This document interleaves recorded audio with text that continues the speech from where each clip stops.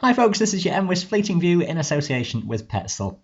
High pressure is on the scene with settled conditions in the forecast for a few days ahead, but we still have a very windy picture across northern regions, northern mountains in Scotland in particular. We'll see gale force winds, some very powerful gusts will be around some of the passes and the corries blowing downslope to the eastern side of the major hill groups. The far north, 50-60 miles per hour or more, quite believable across the mountains. Progressively lighter winds the further south you come, to the point where there's very little wind in the forecast across Wales.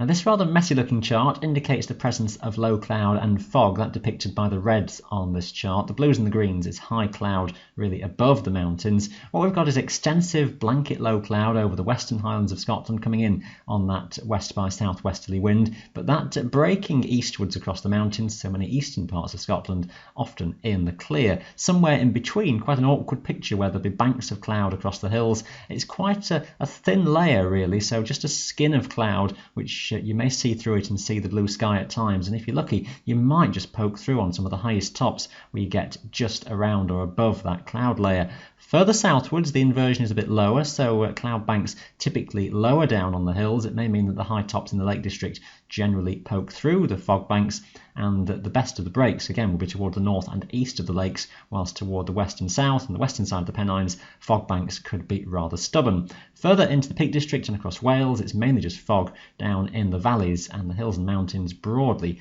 in the clear. A very similar picture exists into Thursday. Again, strong winds across northern Scotland, very gusty in places, and that low cloud shrouding western hills.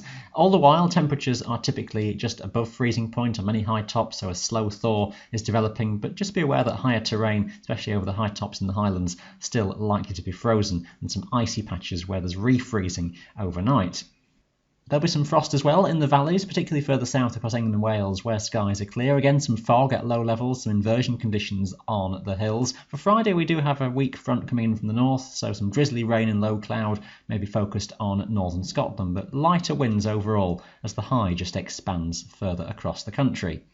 Our first glimpse at the weekend is that dregs of a weak front just drift across the country. Very little left on it. There may be a few cloud banks in places. Again, some inversion conditions around, so the high tops for some will be above cloud banks, and temperatures just a shade down as just slightly cooler air drifts back in, so maybe close to freezing point across most high tops across Britain.